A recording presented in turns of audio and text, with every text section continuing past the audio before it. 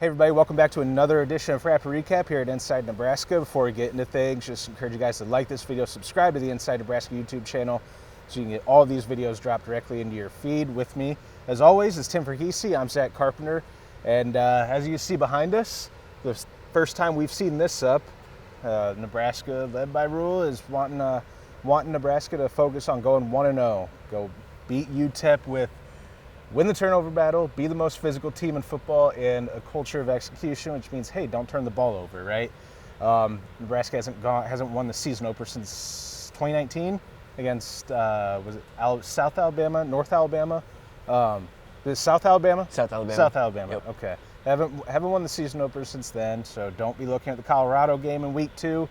Focus on UTEP, and we met with Matt Rhule today, and when I look at this board and think about Rhule's presser, that number 3 bullet point is what comes to mind first off, that culture of execution, because the main thing at today's presser was Dylan Raiola. Rhule actually expanded the most he has ever on Dylan now that he's officially the starter.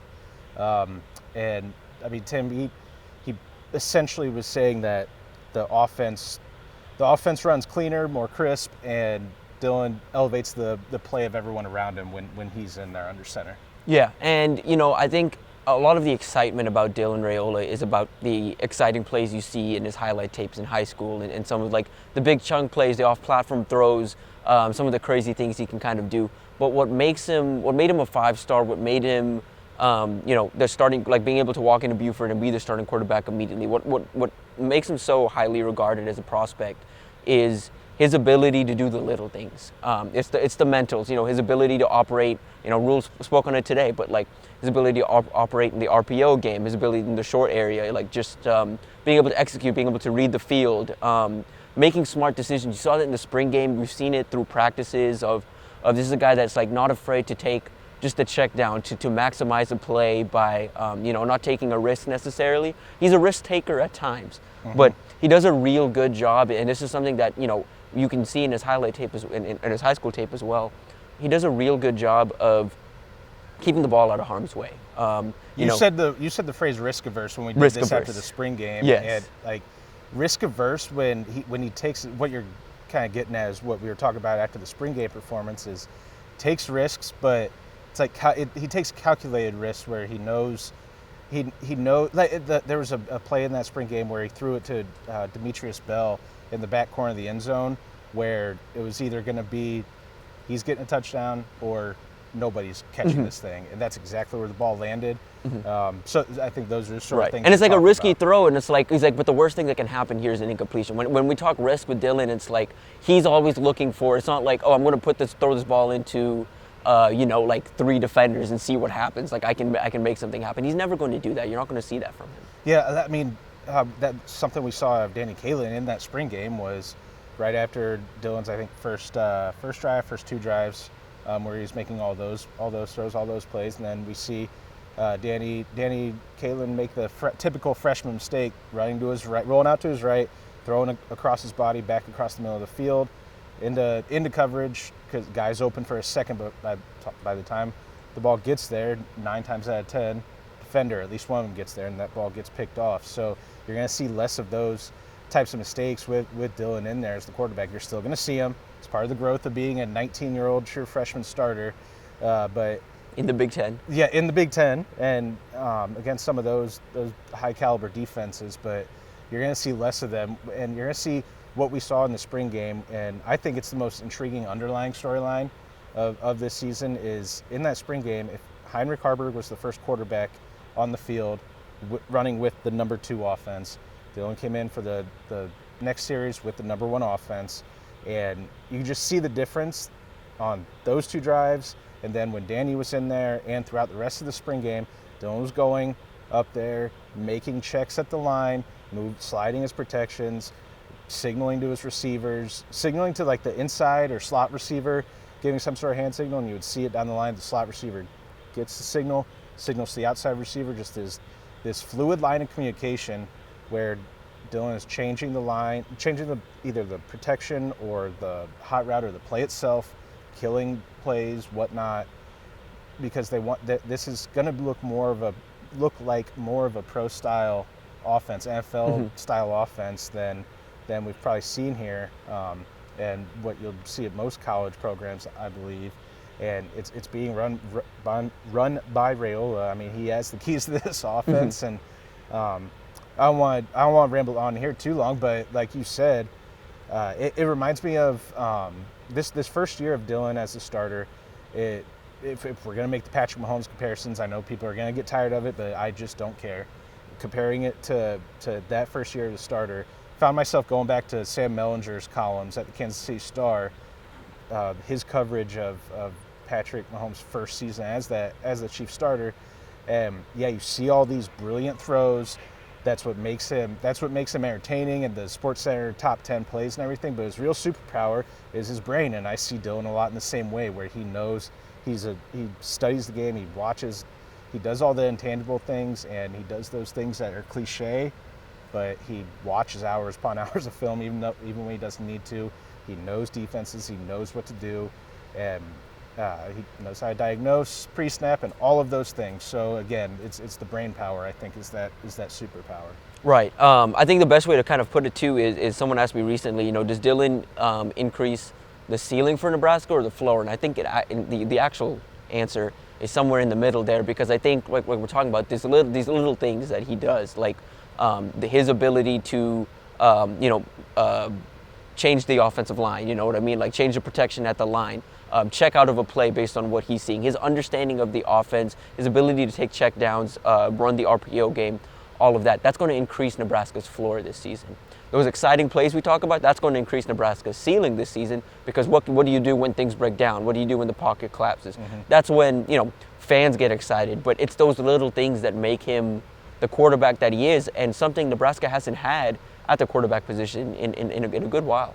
I'm getting so tired of, and maybe this isn't the platform to sort of go off or vent, but I'm getting so tired of the comparisons to past quarterbacks, like, oh, well, we had so-and-so in whatever year you want to fill. And I hate the comparisons, and Nebraska has not had a quarterback like Dylan Raiola, and we're going to see that this year. I mean, it's not saying that he's going to be the best Nebraska quarterback of all time. I think he has a chance to do that, but it's going to be pretty difficult to unseat Tommy Frazier. This is a much different situation than because a lot of people comp it to Adrian Martinez was the last freshman quarterback to start. This isn't Adrian Martinez. Adrian Martinez, when he started as a freshman, was coming off a senior year he didn't play because he missed with the shoulder injury. A guy that needed some time to come along as a passer, but was extremely just electric as a runner.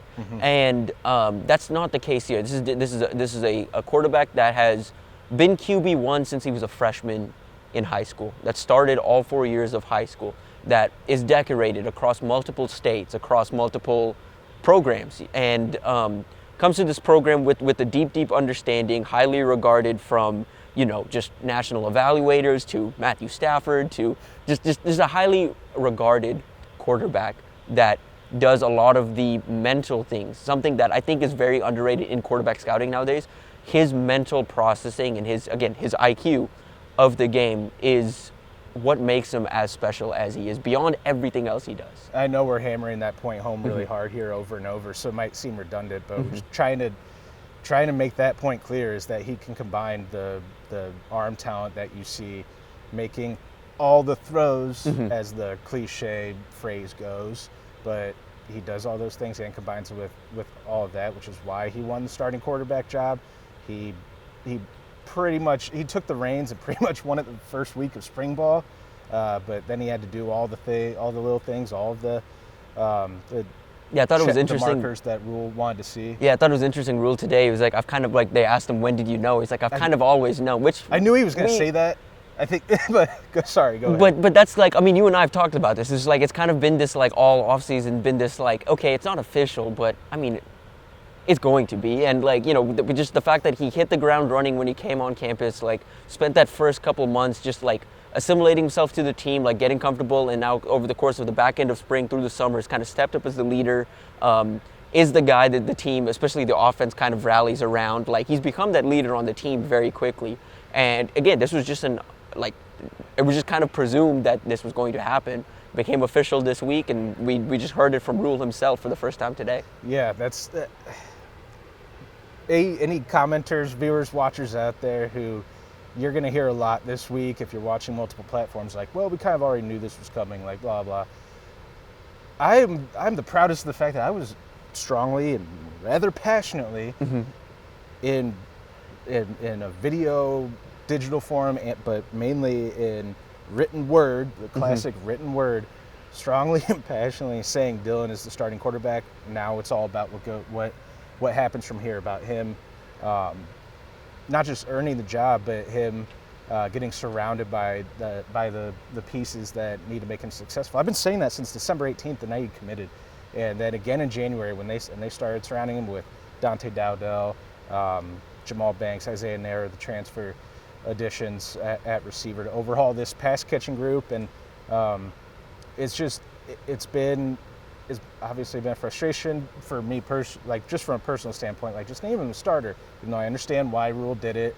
But now all of that's over. We can move forward with the season and with that UTEP opener in 8 days from now at Memorial Stadium. Before we wrap up, any extra takeaways from today, or any last thoughts before we get out of here? Yeah, just one. And looking at that number 2, he kind of talked today about a 9-on-7 session that kind of stood out to him this past Tuesday. One that stood out so much so that Donovan Raiola the next day came up to him and was like, "Did you see that?" And just talked about how that's something he hasn't seen from the team in a while, and something, it doesn't really matter until they show it on the field on Saturday, which obviously, wants all of this that's happening in practice to translate to the field. But he said it's in the vision of what we want, and he didn't directly say it in the press conference today, but what he said in there, paired with, again, number 2 right there, most physical team in football, paired with, what they've talked about, they want to be the number 1 defense. Again, they're not going to come into UTEP and light it up. They're going to lean on the run, let Dylan make some layups offensively, maybe hit some shots down Those the field quick to let passes him, to get receivers in space to the outside, like the running, throwing the ball in front of the receiver or running back, like with his momentum going forward, getting blockers out in front. I think we're going to see that a lot. Anyway. Yep. And but all of that is just to say, they have this idea of what they want to be, is this physical team, this team that imposes their will on others. And I think you're going to see, he mentioned it specifically in this 9-on-7, but I think you're going to see it this fall with the interior of the line. I think that's going to end up being a strength. I think the step that Micah Mizuka's taken this spring, kind of stepping into that starting right guard role. Ben Scott, obviously the leader on that O-line. I think you're going to see a lot of runs. I think a lot of plays just behind those two as they kind of mash in the middle of the line. What was the story? Was it like not a fight broke out, but someone jumped on top of someone, and the other one jumped on? Yeah, it was just those two were in on a combo block, Mizuka and I think Nash Hutmacher got caught up in it, but he got on the ground but popped right back up and hit him back, and it was just this whole, but that's what they want to do. They want this competition. They want this competition on the field now because it'll pay off for them on the real field 8 days from now. Yeah, we're going to see a lot of physicality. I just recall back to the Minnesota game, just the stark difference between the 2022 season and 2023 right from the get-go, especially on defense, of just smash mouth, hitting them hard. Malcolm Hartzog was the one who that first quarter had a hit where I'm like, oh, this. Then you notice it throughout the rest of the game, throughout the rest of the season. This team's different in terms of physicality and strength and power, and hopefully you're going to see that more on offense now and not just defense this season. But with that, we're going to get out of here. You can catch the rest of all of Matt Rhule's press conference at our Inside Nebraska YouTube channel. All of our press conference videos, all of our rapid recap analysis, and practice highlights of football and volleyball are all up on YouTube. So I encourage you guys to like this video again, subscribe to the Inside Nebraska YouTube channel, get these videos dropped directly into your feed. For Tim Verghese, I'm Zack Carpenter, and we'll catch you guys again next time.